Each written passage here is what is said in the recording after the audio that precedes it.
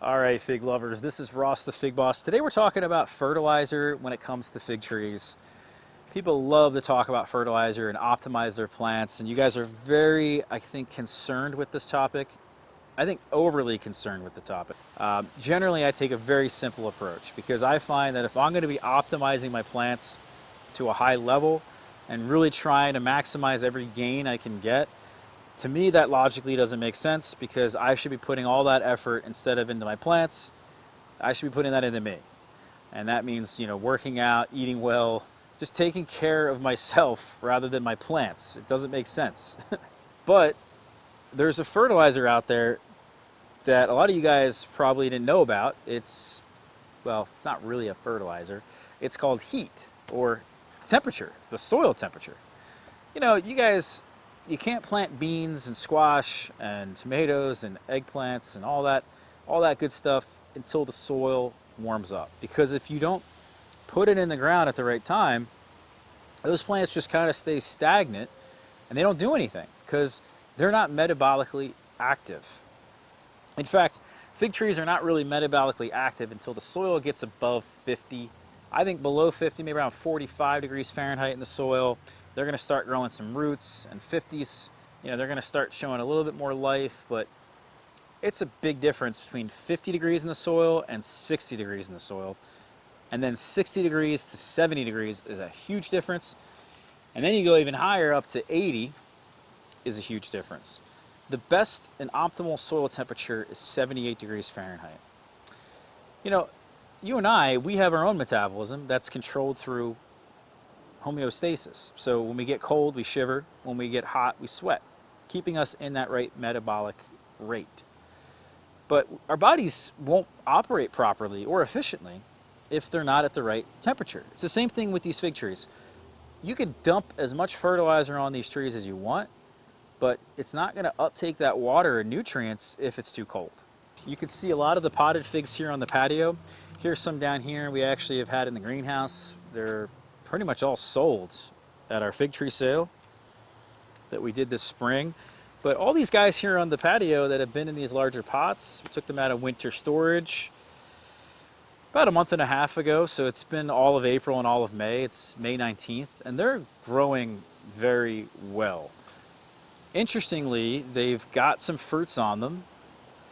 The fruits are showing up here on the branches.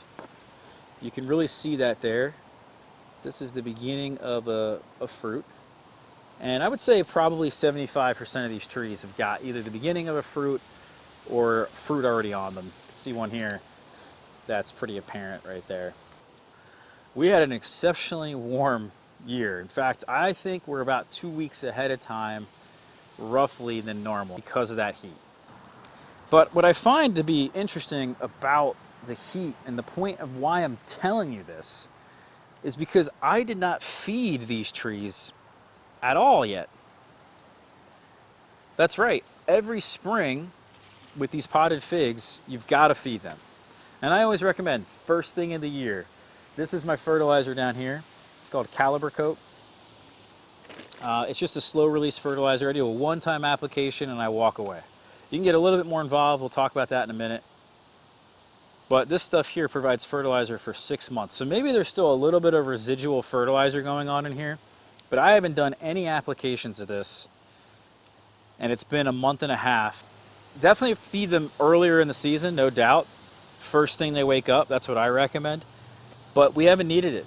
The trees look amazingly lush and beautiful, and it just goes to show you, that was my point, that heat is so much more powerful in some situations than fertilizer. Now, we're not getting any kind of deficiencies or signs of deficiencies. The leaves look pretty darn good. We're getting the fruit set that we want. How do we really know, if I would have applied the fertilizer, how do we really know that we wouldn't have more gains than we do at this point? Yeah, no doubt. That's definitely possible. Something to consider. Now, I like this Coat, again, because you can just apply it once and you're done. It lasts 6 months, this particular product. Each one of them, depending on where you get it and the brand, will have a date, a duration on it. This Coat is an 18612, and it lasts for 6 months. And it also provides all these nutrients down here, not just the NPK. It's a good NPK ratio. Anything like a 20-10-20 is really good. You definitely don't need a lot of phosphorus. Figs also really appreciate some of the other nutrients that these micronutrients we have here in this one, but we need to cover all the bases, because if you're missing a trace mineral, if you're missing even a micronutrient of some kind, your trees are going to be deficient. And just like us as humans, it's the same thing. I know a lot of you guys out there may not believe in vitamins and minerals, but it's a big deal if you're deficient. And when you correct that deficiency in our own bodies, it makes a huge difference in your own health. It's the same thing with these plants. So we want to cover all the basic micronutrients, all the macronutrients, and we want to apply them at the right rate. Generally, that's what this fertilizer does. You want to get a little bit more in depth with figs and get more into the minutia? Okay, well, why don't you get yourself a product like green sand or rock dust? That's going to apply all the micronutrients, all that trace minerals that you might need. There's a lot of trace minerals that are definitely not in this. Other things like, I would say, silica is a really important mineral. You've also got sulfur, calcium, magnesium. Boron is a really good one, so things like borax could work. So I would apply things like diatomaceous earth for the silica. Oyster shells are really good for calcium, magnesium, lime, gypsum.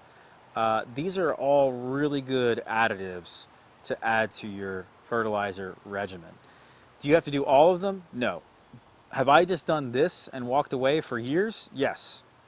I think it's been a couple of years now since I really got into the weeds of fertilizing my fig trees as crazy as maybe some of you guys out there do. So the other really important thing is pH and life.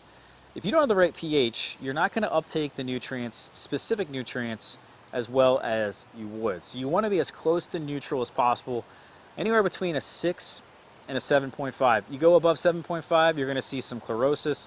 You go below 6, you might start to see some chlorosis as well. So you got to get it right in the middle. And lime and sulfur is going to be the two things that you can add to correct that soil pH. If you guys are growing fig trees in pots, you almost never even have to worry about it. Don't even stress yourself out. The other thing I'd say is, when it comes to life, a lot of life can be added to your soil through things like compost tea and mycorrhizae.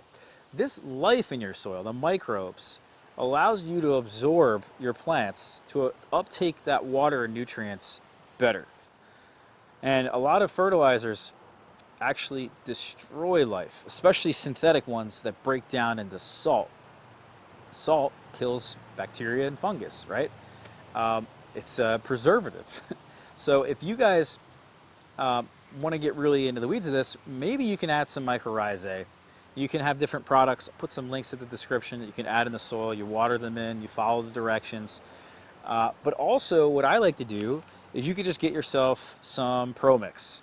Now, not every Pro Mix has mycorrhizae built into it, but most of them do. So if you're going to use a potting mix and you want to add that extra little bit of life, Pro Mix is a great product to use. I don't use it because I get mushroom compost delivered from some local companies. In fact, 2 different companies have the same stuff that they deliver. And this stuff is amazing because it has a ton of life in it. The texture, I would say, is a bit dense, especially there in the middle of it. But if I were to buy Pro Mix HP at the quantity that you see here, this is 4 yards of soil, that would cost me a fortune. For that same price, the same amount, I only spent about $200. So this is incredible stuff. In fact, you can even use this in your garden. This is what I use in my garden, and it works out really well. A lot of people get really bogged down and worried about fertilizer. You have to apply some kind of fertilizer every year to your potted figs for them to produce. There's no doubt about that. But you can basically just get this stuff here. I'll put a link in the description. Osmocote, Florican, Classic Coat, whatever it is. Just apply it once in the beginning of the year, and you can walk away and you can forget about all the other crap that there is to worry about in life. Life is too short.